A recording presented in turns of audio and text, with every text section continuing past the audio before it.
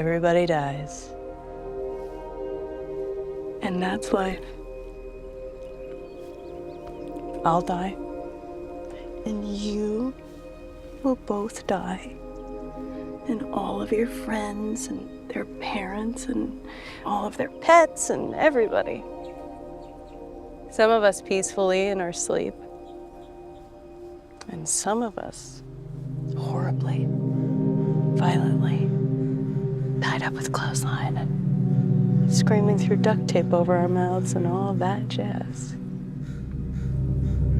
And to hell with it. Oh, come on, let's go dancing. Yeah, this is such a weird one, especially for this guy, because Stephen King adaptations, I mean, you have to start there because they're usually hit or miss.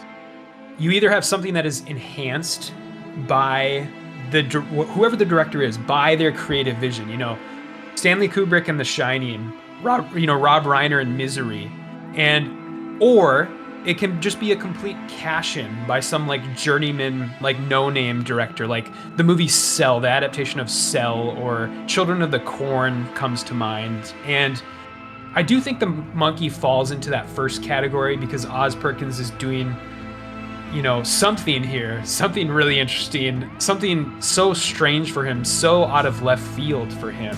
And he's basically using the short story as a remix for, you know, he's only using the premise because if you've read the Stephen King short story, it's nothing like this. And, you know, he's turning it into a comedy, a dark comedy.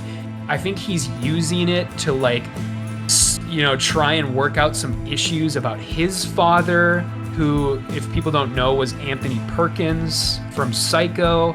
And I don't know. I think before this movie, before The Monkey came out, I would say Osgood Perkins has a type.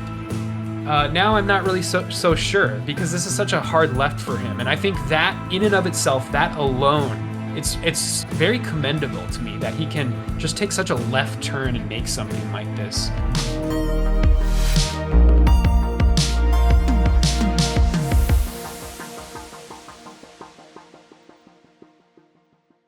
Welcome to Theater and Stream, a film podcast. I am Matt, that is Chuck, and this is episode 62. I'm coming at you remotely on a visit to my hometown from my childhood bedroom, much like the main character in today's featured review for The Monkey. The Stephen King adaptation, it's Oz Perkins' second feature released over a 7-month period. His successor to Longlegs, a film which got a lot of love on this podcast. And so much so, it actually landed on both of our top films of 2024 lists. So the question is The Monkey as successful? We'll get to that a little bit later. Otherwise, we've got a lean, mean show for you today, a small watch list, and a bit of mentionables, and then we'll send you packing. But before you do leave, please do give us a like, do give us a subscribe if you have not. Otherwise, Chuck, anything else you wanted to mention before we got into it? Just a note, a housekeeping note to acknowledge that once again, my creative output is as clogged up as my son's bowel movements have been. And we're just gotta chug some pear juice and maybe even, use those little enemas, those little balls that we sometimes have to stick up his butt to make him poop so that the stuff doesn't fossilize, in his digestive tract. But, that's neither here nor there. No one likes hearing about that. But yeah, creatively and productively, it will get there when we get there. The Geezer Teaser episode will be coming at you probably the day before you see this one. But yeah, as far as news, we got no news today. There's nothing worth talking about. We're going to jump right into the watch list. Because, Severance is back, we once again are an Apple TV Plus family, which is not a bad thing because there's a lot of good quality content on there, but the Gorge is not one of those things. Like, I was intrigued by the trailers for this movie. Mm-hmm. It got I was like, ooh, I like this premise. This seems interesting. It's not interesting. This movie, the bare bones premise is, for some reason, the powers of the world plant these two snipers on the other end of a gorge with a bunch of automated, auto gun turrets. and there's this misty gorge beneath them, and they're just told, okay, you have to kill whatever comes up from there. And Mhm. they call them the Hollow Men. And there's there's all this mystery. There's neat little world building that happens. But the only two characters of note, except for Sigourney Weaver, are Miles Teller and Anya Taylor-Joy. Anya Taylor-Joy's playing some like sniper pixie dream girl, and Miles Teller is a jaded and PTSD riddled former veteran, and they aren't supposed to interact, but of course the woman, the manic pixie dream girl, initiates conversation by holding notes back and forth at each other, and they start doing rom-com shit, and and they eventually start like they come up with this way to like zip line across to each other so they can like get physically intimate, because this is a date movie. This is just It was released on Valentine's Day, released right? on Valentine's Day. Yeah. And once you get down into the gorge, it becomes a hell of a lot less interesting. Instead of being like something supernatural or like just something inexplicable, the explanation is very boring, and the ending is also just a little too cute. And I got so bored. I regretted watching it, because I watched it on my own. It wasn't even like a proper date night sit down. I was watching this while I was homesick last week. And yeah, like I had high hopes. This is a classic, like the Blacklist script that, gets producers gaga, but when it's actually produced, you're just left wondering, what could they have done instead? But it's bare bones, but ultimately forgettable, unfortunately. Yeah, I actually I have a confession here. I did watch this too. But I mean, it's not that big of a deal, but I have somewhat of a conflict of interest because my brother-in-law worked on this No movie, shit, and really? yeah, he did the dance scene when when he goes over to Anya Taylor-Joy's side and they have that like dance scene sequence. He choreographed that. That blows And my mind. That this guy, yeah. like the kinds of movies that dude is able to work on is so varied. But Uh-huh. that's amazing. Yeah. That's cool. So, but I pretty much agree with everything you said. The Yeah, I mean, I do like some of the stuff, like that first like action scene when the Hollow Men try and like get up is pretty cool. Like when all of like the bombs are going off and like the auto turrets are firing. I thought that was kind of cool. But yeah, otherwise, this thing, it kind of seems like it's edited within an inch of its life as far as like you can tell a lot of it was probably done on the volume, and the a lot of I don't know, I kind of noticed a lot of like stunt double work where like you remember when Miles Teller first comes over to Anya Taylor-Joy's side and there's like a fire that starts and she has to grab a fire extinguisher. Yeah. I noticed that just for that single scene, all it really called for was her to point a fire extinguisher and then extinguish the fire. But I noticed that it was shot in a way that it clearly wasn't even Anya Taylor-Joy that was doing it. Like She jumps it was up like, on a roof, doesn't she? yeah, she jumps up on a roof, and that wasn't her. And then when she's actually extinguishing the fire, it's clearly not her because it's like shot from like the neck down, and it's like okay, what are we even doing here? Like I feel like I feel like 75% of this movie was filmed with like stand-ins or like stunt doubles, and they were just collecting paychecks basically. Everybody was, because this was directed by Dickerson, right? Scott Derrickson. Derrickson. Yeah. Yeah, he was. Yeah, definitely. And I like some of his stuff. I mean, I like the Sinister 1 and Sinister 2, those movies. And I mean, his Doctor Strange, he did the first Doctor Strange movie, and that's okay. But yeah, this is clearly like a journeyman like director for hire movie for Yeah, sure. he, like Gus Van Sant in Jay and Silent Bob Strike Back. He's just sitting there counting money in the director's chair. You're like Yeah. that's definitely the vibe. And Mhm. but yeah, For sure. like, I don't know. Like if Apple's gonna be like, this is a strange movie for to me for Apple to get behind, because usually they've just been doing like art house Oscar bait shit. At least from what Mhm. I've been aware of, and this is like their foray into, I guess, just general slop.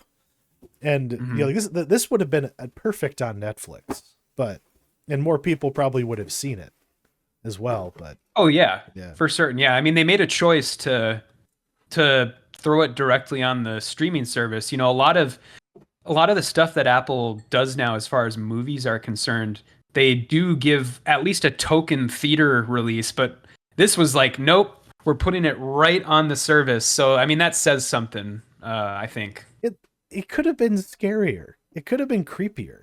You know, like there's Mhm. just a missed opportunity for, like, you have Mhm. the Gorge is this mystery box, and as soon as you get in there and it's just some woo military industrial complex conspiracy, you know, it just lost all of the, you know, allure. And like as soon as the mystery was like exposed, I just got so done with it. And Mhm. that's too bad. Same. Yeah, because it could have been really scary, fucked up, and thrilling, but that's not so easy to digest. I have a very refined palate. You know, I'll be pretentious and say that I have higher expectations, which is, you Yeah. know, why I'm interested to hear more about the Executioner. What can you tell me about this? I had never heard of this. Yeah, I've been waiting for this one for a long time because, you know, I'm always fascinated by foreign box office, specifically movies that like do incredibly well in other countries and that barely register here, like in the US. And this is actually very timely because have you heard about this Chinese animated movie? I was just going to bring that up. Me, Yeah. yeah, Niza 2, I think is what it's called, and it just became the highest grossing animated film of all time, purely based off of the box office in China. Wow. And so it's crazy, yeah, and it we don't even know about it. Like most people, you ask anybody in the US, and they probably don't even know about this movie, and it's kind of a similar situation with this movie, I the Executioner. It was one of the biggest films in South Korea last year, and it did get a release in the United States eventually last summer, but it barely cracked a 500,000 for the United States box office, and it's finally made its way to digital rental, and so that's what I did. I rented it. It's this sequel to a 2015 film called Veteran. Huh. And that movie is about a like special police squad, and they're investigating this ultra rich crime family. And what they basically did is they took the same group of characters, and sort of, you know, basically took them out of that movie and put them in this movie. It's the same like police squad, and this movie is about them trying to catch this vigilante serial killer who only he only kills people who who are perceived to have gotten away with crimes. So like high-ranking politicians that get off on like, you know, sexual assault crimes, or like drunk drivers that cause a car crash that like kills other people, but then they get off, you know, on like a lesser charge. And so the serial killer, he's killing these people, but at the same time, he's like posting about it on like social media where he'll take requests from like the general public, you know, Hey, like who should I kill next, basically. that's just very timely. Like this is Luigi Mangione. Oh yeah, yeah, for sure. Yeah, Yeah. it's definitely very similar to that, where this killer, this serial killer, he has the public on his side, and he's sort of making the public complicit in his crimes. And so it's interesting in that way because you have this, you know, police squad that is essentially trying to catch this serial killer, and they're being actively like um, hindered by the general public in that sort of process. And it is a little derivative, I would say. And if this was an American movie, this would absolutely, you know, speaking of like minisodes and geezer teasers, this movie, if it was American, it would absolutely be like a geezer teaser starring like Liam Neeson or something like that. But because it is Korean, it has those sort of special little quirks about it where, there's a lot of like slapstick comedy, which you'll see a lot in, Korean films, even like the serious Korean films, like, Memories of Murder has a lot of, weird slapstick in it, but then it's like sometimes it's like dourly serious. And so you have a lot of that. And so that's what makes it interesting to me, because it's really funny at times and it's really like heart-wrenching at times. And I've seen Veteran, the first movie in this series too, and that's a really good movie. And this one's even better. A lot of really great fight scenes. There's a poster for this movie that is, I don't know if you've seen it, but it's basically they have this rooftop, like one-on-one, martial arts fight scene in the rain. It's like pouring rain, and it's really, really good. And so, yeah, highly recommend. This was, like I said, this is one of the top grossing movies in South Korea last year, and we've barely even heard about it here in the States. And it's definitely worthwhile. I'm gonna get on that. And I just want to note, it always like makes me laugh when I see the CJ logo, because from my League of Legends era, they were always the like one of the two Korean super teams. Before SKT came along, it was the CJ Entus, Blaze, and Frost. Yeah, that's right. Yeah, and they make food too. Did you know that? Gosh. Like they make. I've seen their they make like frozen like bao buns and like like Asian frozen meals that you'll see in like the freezer section of your grocery store. I've Really? noticed that. That's interesting. Yeah. Very funny. I'm gonna have to check that out. Yeah. To wrap up the watch list, what do you make of the new season of the White Lotus? Yeah, this one's interesting because it's on its third season. We have a template now for how this show goes, where every season starts with some sort of murder or some sort of, violent event that we don't know. We don't know who the murderer is. We don't know who is perpetrating the crimes. In this one, it's a shooting. Like the people at this resort are kind of hanging around, getting massages, and then suddenly you hear gunshots in the distance. And everybody's like, oh, what is that? And then they get closer. The gunshots get closer. And then bullets start whizzing past people's heads. And then it goes 7 days earlier, 1 week earlier. And so you don't know who is perpetrating these crimes, but it's one of these people, one of these rich people that is staying at this resort. And that's kind of how this season starts. And, this show has a template now. And, it's still pretty good. I like where the first episode's going, but it's starting to kind of tread familiar territory where it's like, okay, over here we have the ultra rich American family that the dad is in over his head with his finances, and clearly he's going to basically bust while they're there at the resort. Like he's going to lose all of his money, and then that's going to develop. And then over here, you have this group of, 3 middle-aged female friends, and one of them is kind of on the outs with the other two. Like she's not as pretty. She hasn't had as much plastic surgery done or Botox, and she's like the one who's like the family woman. And so she's clearly on the outs from the other two. And that's going to develop into some, fever pitch situation. And then I have no idea what's going on with Walton Goggins' character. I think he might be like a hitman or something. And he's there to kill somebody, but he's having trouble finding them. That's sort of my pet theory. And that's kind of how we get a gun onto the premises of this resort. For whoever does perpetrate the shooting at the end of the season. And so, I don't have a ton to say. There is one really, really weird situation going on with Patrick Schwarzenegger and his siblings that I think is clearly going to turn into some weird, like brother-sister, like incest storyline. And so, I don't know. Mike White's a weirdo, and some of the stuff I will follow him into the breach with, but some of the stuff I'm just like, man, you've got some stuff you need to work out. Well, and that's Patrick Schwarzenegger too. Like he hasn't picked a role that hasn't involved something really like taboo and strange. You Yeah, know, and weird. Mhm.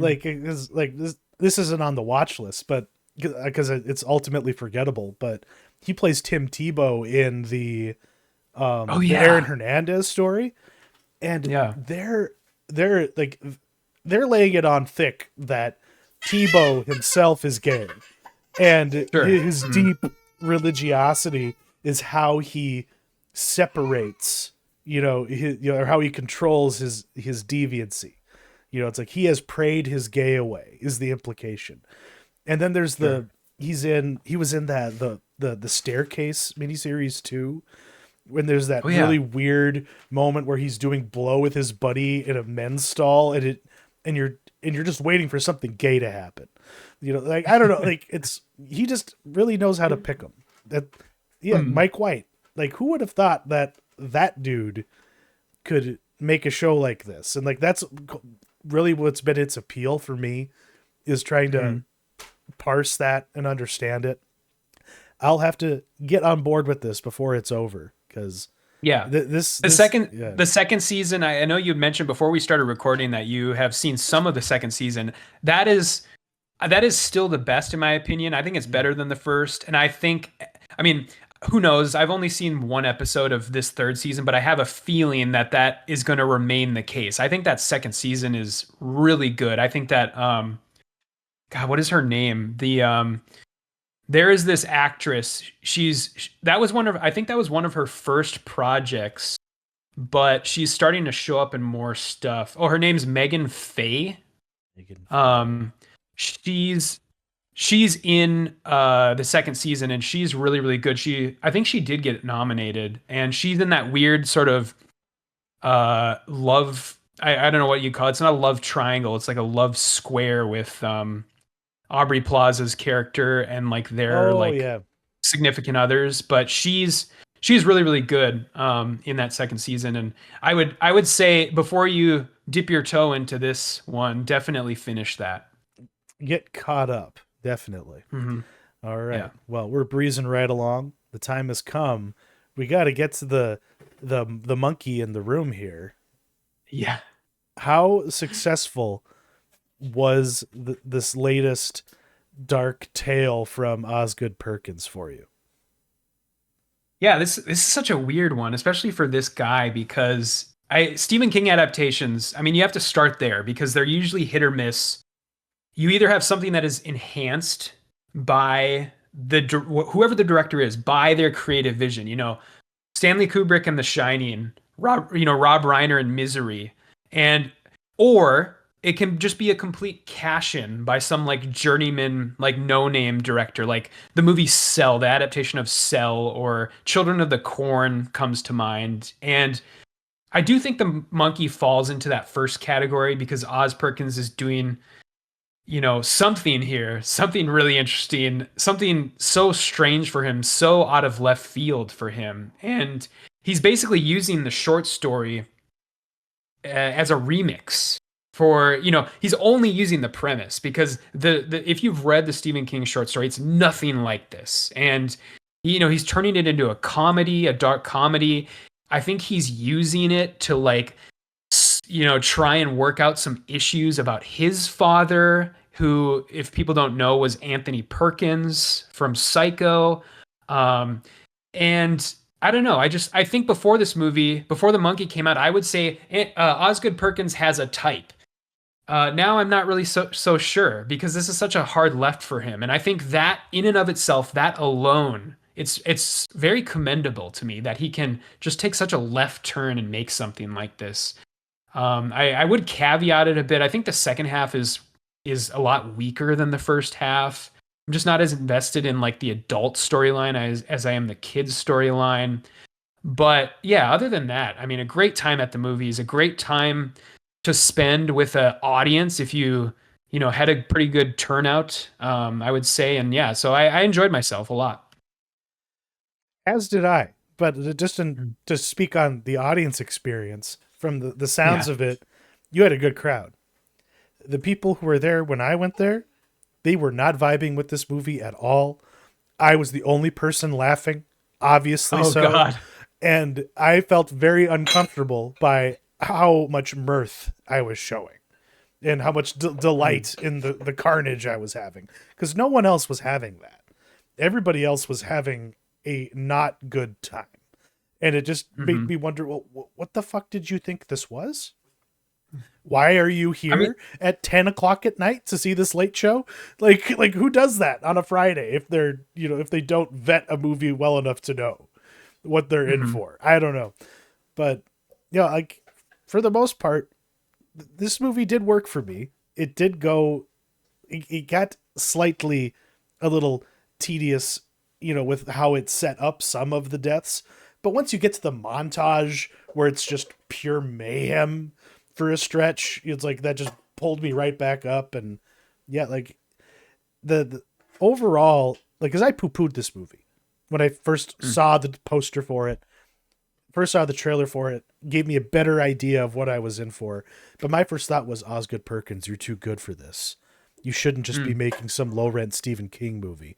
But he made more of it than Stephen King did, in that respect, because it's that short story, much more straightforward, and it and the mechanics of it are a lot less like, like Rube Goldberg absurd, like this is, where it's like, okay, how is this harpoon gun going to manage to disembowel somebody, or like how is someone going to get decapitated by a bowling ball? Like, and that's the fun of this, because it's, basically just Final Destination meets Looney Tunes, as far as that goes. And he takes that, that premise as far as he fucking can. And, yeah, by the end, like I walked away very happy, but I got some uncomfortable looks, like in the lobby afterwards.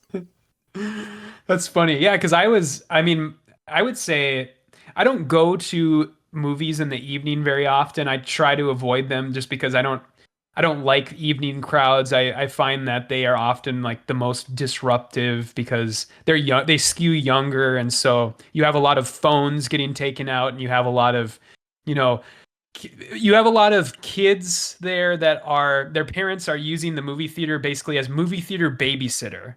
Drop my kids off for 2 hours and then I'll pick you up, in a little bit type thing. And so I was very surprised that people were in for this, and people, from what I could tell, the people in my audience, they got it. They understood the joke. They understood what was going on. And so there was a lot of laughter. And even at like some of the darker stuff, like I think probably my favorite joke or my favorite string of jokes was the like novice priest during the first funeral when he's just like, like, yeah, death, it happens, and he just goes on and on and on. And yeah, that was really, really funny. I liked a lot of that stuff. And like the two younger, I like I said before, I was so in for all of the children's stuff when they were kids. I thought there was just more going on there. I was more invested in them as kids. I liked all the weird stuff with like the weird, like the girl group bullies at the school. That was so strange. With the Asian girl ringleader, like that was unexpected. And like the bananas and just the jokes there, like I'm gonna eat the rest of your placenta. That was good. And then I got to the adult stuff, and I don't know, I was just kind of something was off. Something was suddenly the movie wanted me to care about this father-son relationship. And the problem with that in a movie like this movie is so steeped in nihilism and glibness that I'm just like, when you suddenly want me to care about these characters, and suddenly you're stopping to do character development, and you're grinding the movie to a halt for like a sad scene between father and son, I'm just like, oh, I do not care at all, because you, up until this point, you have just been so like, lol, death happens to everybody, doesn't it? Yeah. You know, like everybody dies, and then suddenly they're just like, you know, let me play the smallest violin in the world for you. And so yeah, I didn't care about any of that. You know, I was there for the death scenes, and anytime there was like more than like a 10-minute stretch between them, I was just like, okay, let's get on with it. You know, let's Yeah, go. and it took them so long to get his son looped into what was going on. Like I felt that kind of Mhm. annoyed me. It's like he's kind of the audience surrogate to a degree. It's like bring this boy up to speed, please, so that he can be at least a little conscious of the danger. But I guess if we're gonna psychoanalyze this, it's is it somewhat reflective of of Oz Perkins's upbringing and like his father having secrets and things he didn't want to share that he was like shielding him from, so like you could spend a lot of time as a YouTube video essayist, acting very smart, talking about the subtext of this movie, what little of it that there is. But because God damn it, Yeah, I mean I'm it. so pissed off at my YouTube algorithm. It's showing me so many annoying people. Oh, that are like talking about, yeah, movies. Yeah, I Yeah. mean there is. I think there is something there because you know there's a lot of like themes in this movie of absentee fathers or fathers who are afraid to repeat the mistakes of their fathers. And Mhm. if people don't know, you know, I mentioned it a little bit earlier, but yeah, his Osgood Perkins is the son of Anthony Perkins, who, you know, even when you string in the weird deaths in this movie, you think about how he died. Anthony Perkins died of AIDS after a lifetime in the closet, and Osgood Perkins' mom died in a plane on September 11th. I did not And know that. so, That's wild. yeah, and so it's like, okay, this is he's working through something here. He is doing something. I don't know exactly what, because I'm not sure. I should have looked this up beforehand. If Osgood Perkins has children himself, let me look that up quick because he does. He has a daughter. So, yeah, there's something he's working through here. He's afraid of repeating the mistakes of his father for certain. Yeah. Well, and so beyond that though, like the cameos, I guess that we get, all the other like Yeah. actors doing their bit parts, very memorable. Like whatever Elijah Wood was doing in this, God bless him, because it's I post Lord of the Rings, he's just doing whatever the hell he wants, and I'm Hmm. there for it. Adam Scott showing up was also very nice. I enjoyed that. Hmm. Um, Yeah. I mean, he populates. I loved all the side characters. I mean, well, the this is babysitter being a, named Annie Wilkes. yeah, Did you catch that was that? interesting. Yeah. Yeah. So, because are we? Is this just a wink and a nod? Or can we rest assured that this isn't, you know, Stephen King universe world building? No, I don't think it is. I think Good, it's, I good. mean, it's, if anything, it's just, yeah, it's just a wink, I think, you know, because he does keep, you know, he doesn't follow the short story in any way other than keeping sort of the bare bones facts because, you know, the names are the same. The town is the same because, you know, Stephen King always has to set his books and his stories typically in Maine. And so they are in Maine. And so I think it's just kind of just a wink. You know, it's not, I don't think we're going to be seeing like the monkey universe or anything like that. God, I Um, hope not. But if this makes yeah. enough money, we will. Because like Yeah. there's this weird thread going on YouTube right now about this movie, where the theory is that at the end of this movie, they're going into the mist. Oh, no, no They are way. reaching so hard, No. I know, but like they're going, it Yeah. makes so much sense. They're both from the Skeleton Crew, anthology book, and that's what this is. We're bridging the gaps, we're connecting the dots, and it's just like, calm down, calm the fuck down, Yeah. please. Well, I think the most interesting thing as far as the ending goes, the most interesting thing you can take away from it or read into it is that, or kind of how I read into it is, with that weird scene of literally the horsemen of the apocalypse showing up, is that the whole world ended. I think you could read that into it because, you have that scene in right before that where the monkey just goes absolutely nuts and it's hitting the drum like a million times, and then you have them exiting town, and they see, both of them see it too. The son sees it and the father sees it, and so it's clearly, unless it's some sort of shared delusion, it's clearly actually there. Yeah. And so I think the most you can read into the ending is that the whole world ended, and they just are seeing one small part of it because they're confined to this small town. But who knows? I don't even know if that is the case, if that was meant to be See, yeah, said that way. my take on that was just that because of, like, the monkey does what it does, the Reaper just has to follow it wherever it goes because it's just keep giving him so much business.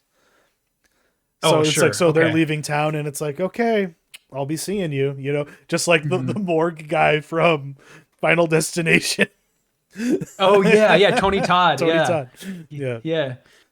Yeah, no, that's a good call out. I mean, yeah, this is so similar to those movies. It had to be a inspiration. But I mean, speaking of that though, do you have like a favorite kill or a favorite sequence? Like I personally loved the sleeping bag like gore. That was just Yeah. so gross. It was so nasty, and The lady that exploding in the pool, that was that was awesome. good. Like, Yeah. that's not what I expected to happen.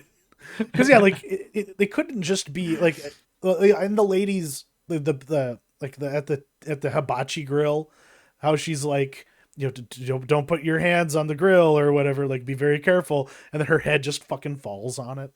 Like that Mhm. was like, it has a great sense of humor, but everything Mhm. is just so crazy. Sorry, Oh I yeah, have for to keep my certain. ear out for Luca here. Oh yeah, it's fine. Yeah, I loved I'll be to right go back back. to like, He might have gotten out of the sure. apartment.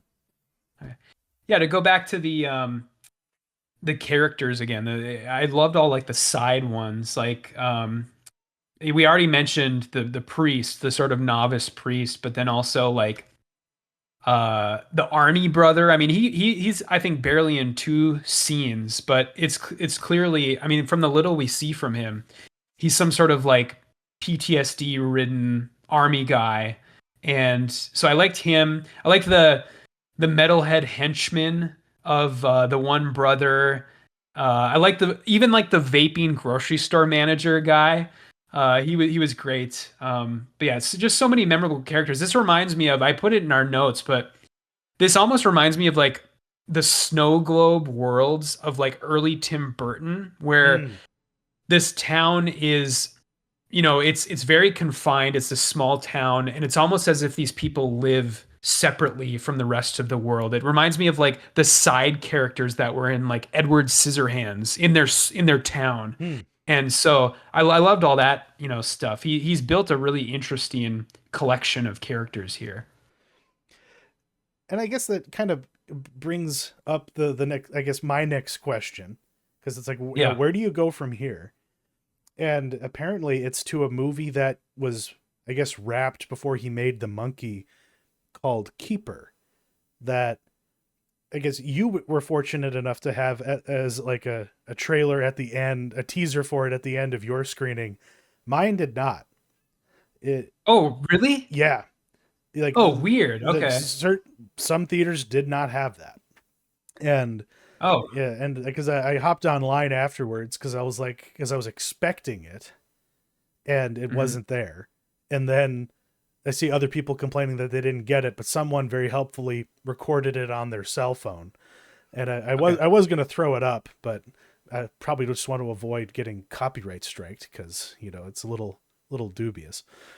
But that looks very interesting and unlike the other stuff he's done, because from what I can gather, it's the camera, it's like it's a first person perspective movie, or at least the shots in Okay. that teaser appear to be, because all those actresses are just locking eyes with the camera, and it just gets so unnerving by the end of it.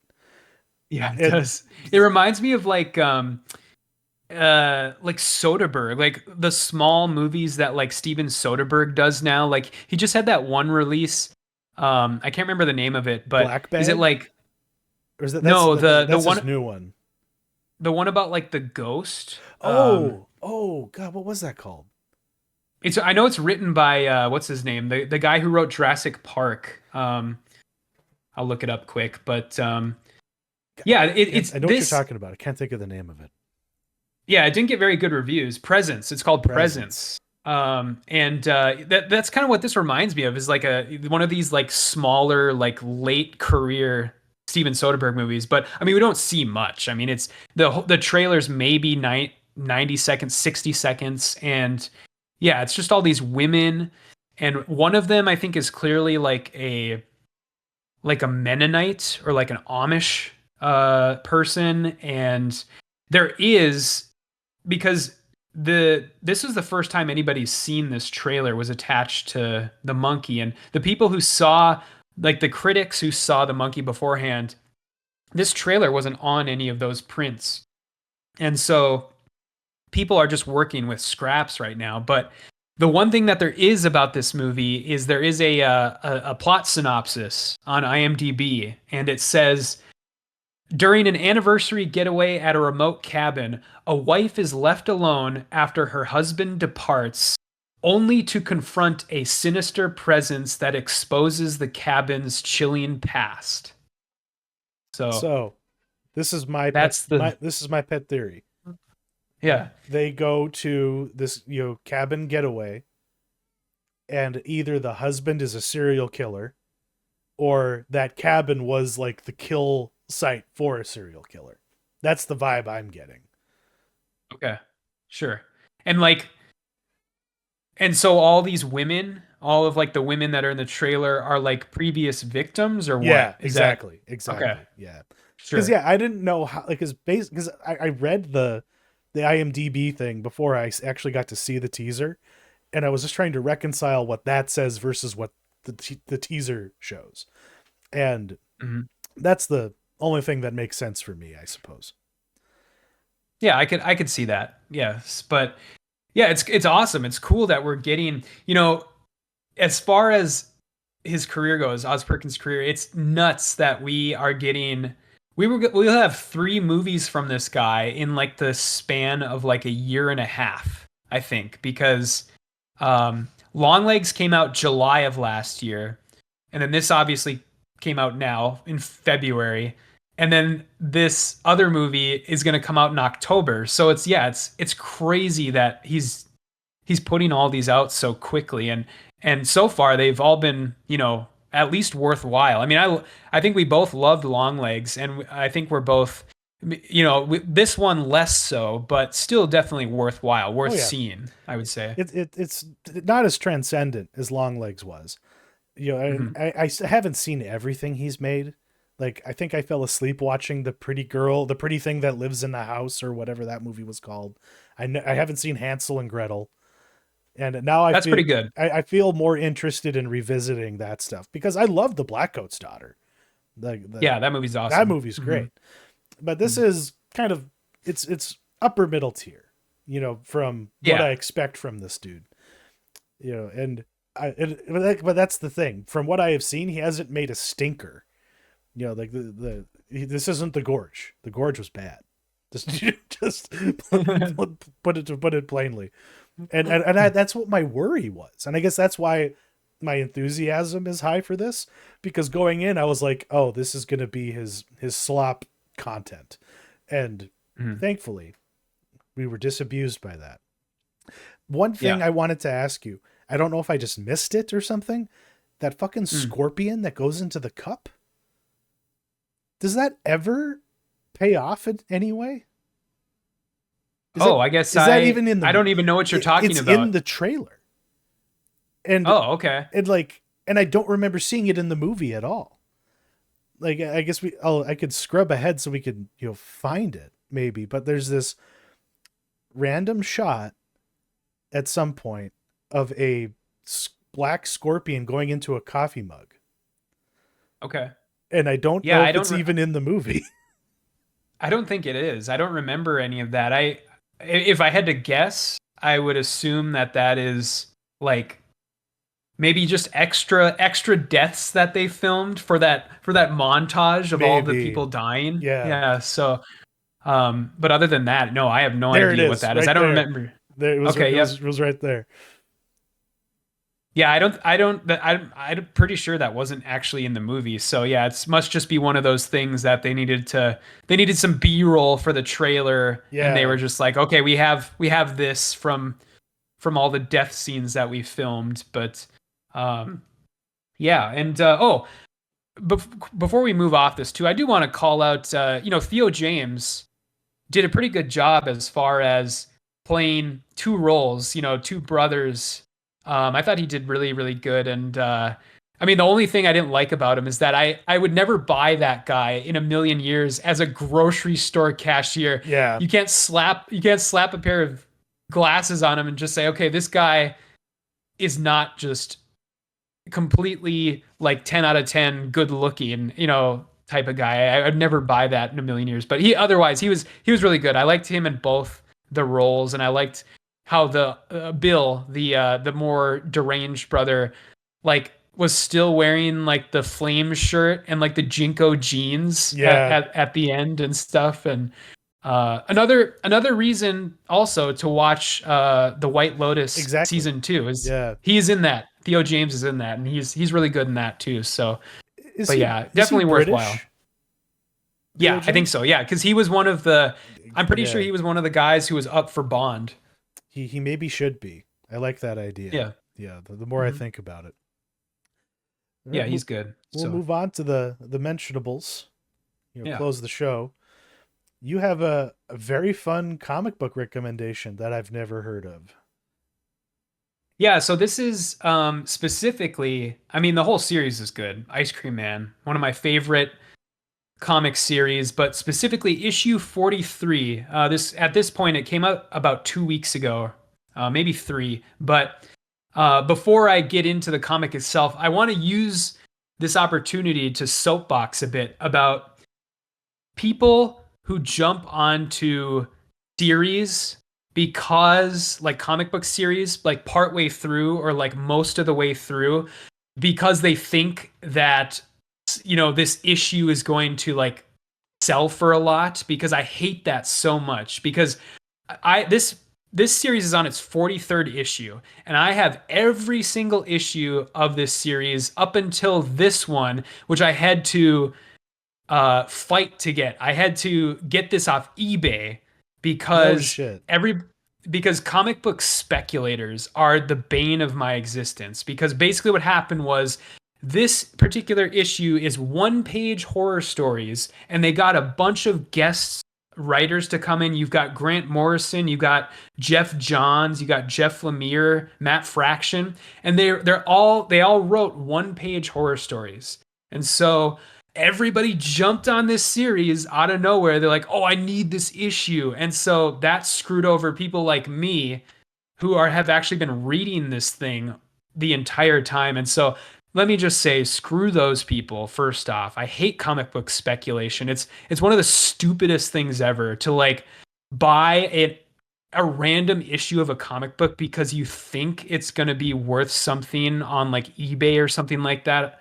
So but I finally got my hands on it, and it's great. It's the Jeff Johns story is great. The Morrison actually has two. Grant Morrison has two stories in there, and they're both awesome. And so, yeah, do check it out. I mean, if you like the monkey, you're gonna like this series because it's very, very dark, like gallows humor type short stories. Every issue is a contained short story before this. Wow. And what's the premise? yeah, very, very.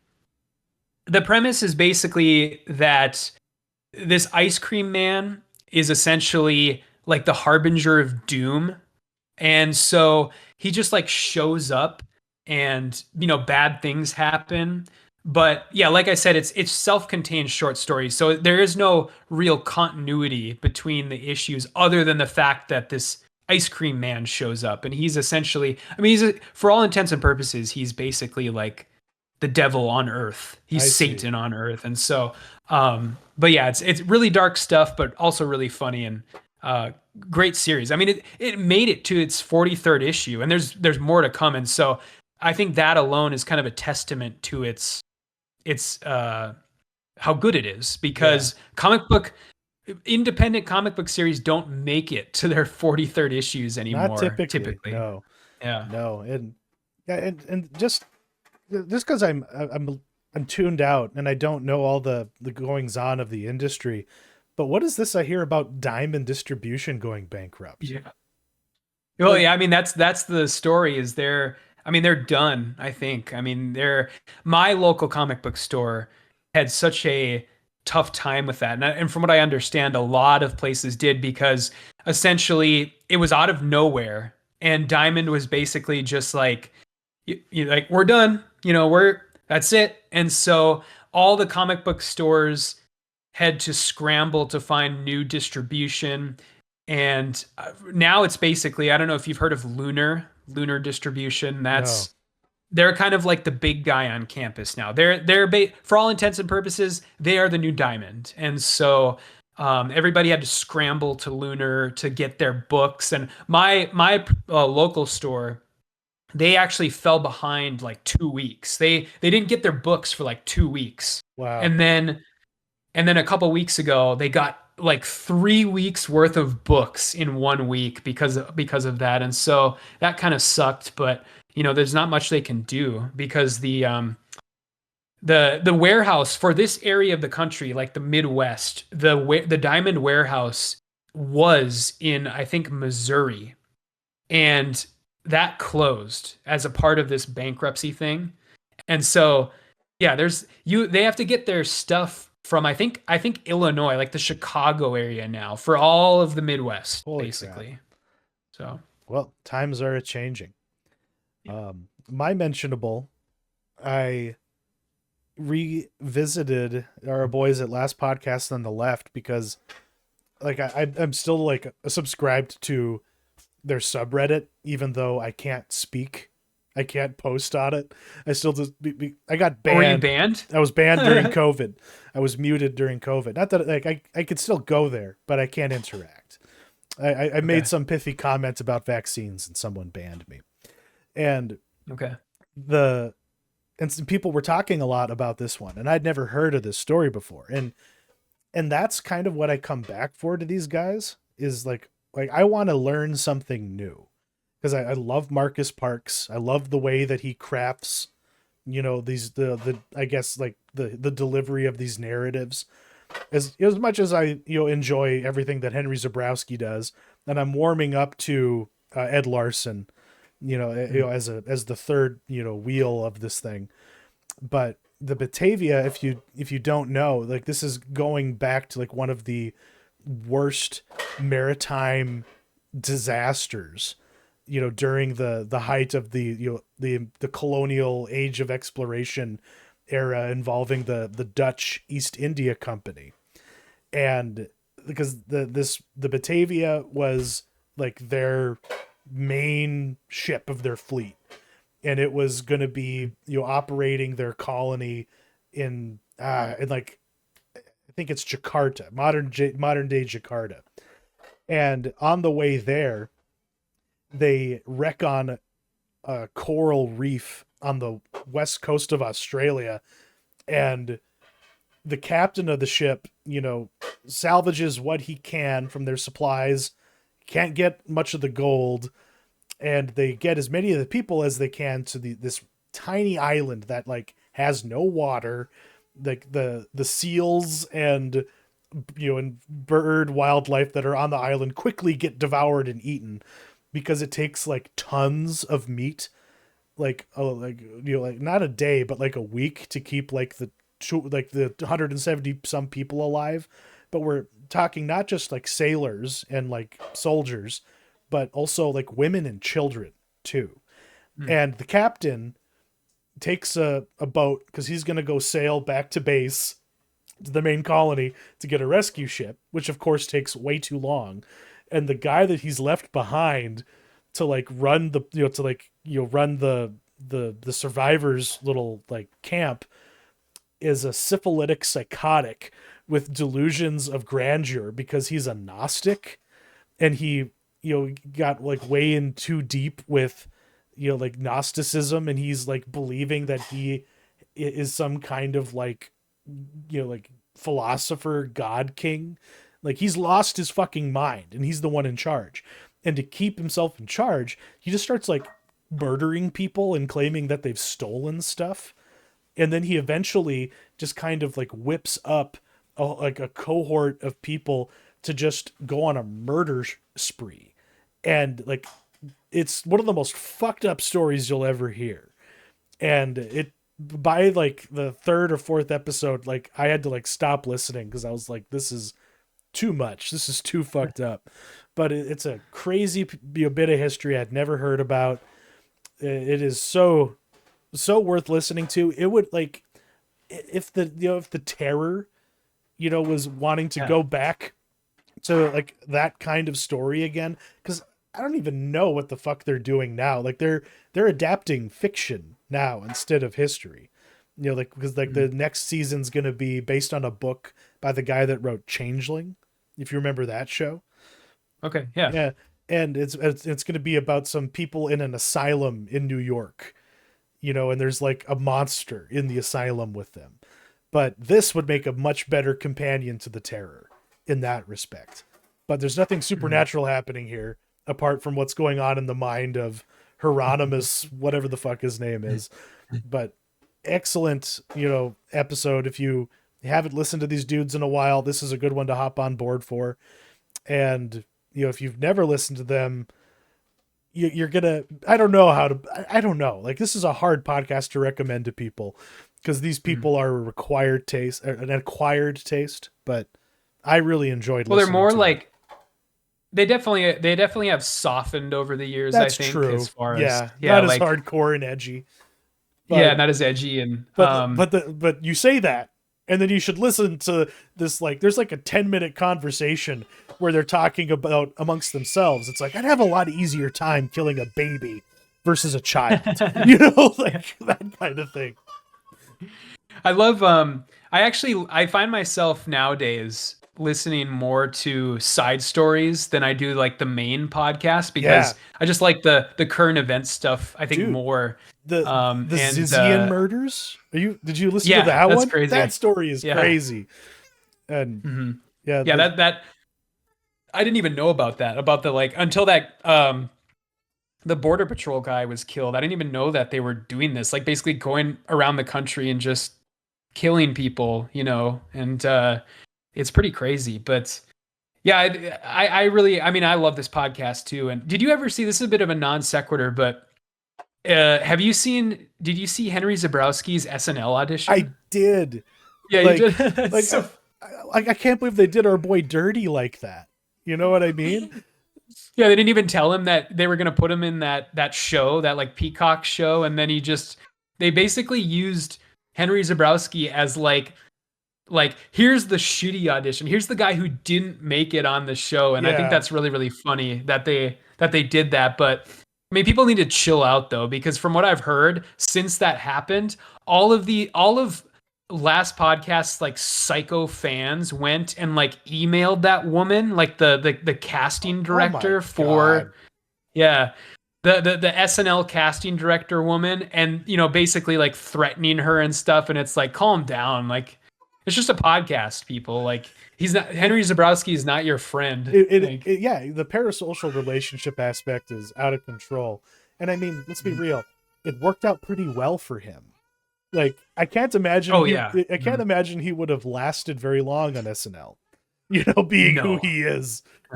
Coming because Murder Fist was the sketch group he was with, and that's not exactly fit for TV at any time of the day or night. Let alone Saturday Night Live. But he should stick to parts on Adult Swim shows. I think Exactly. I think that's kind of his lane. That's Henry Zabrowski's lane. Are just these little anytime they needed like a fat slob, he's the go-to like bit part guy to be in those Adult Swim shows. I've noticed that it's kind of funny. You know, you do what you're good at. You know, Yeah. not everybody needs to be on SNL. But yeah, that kind of does it for us. We're hitting exactly the mark we wanted to hit as far as length, and we'll see you guys, in a couple weeks for our feature review of Mickey 17, the latest Bong Joon-ho movie starring Robert Pattinson himself in playing multiple versions of himself. And that looks kind of fun. And yeah, have a good week, everybody. Thank you. Yeah. See ya.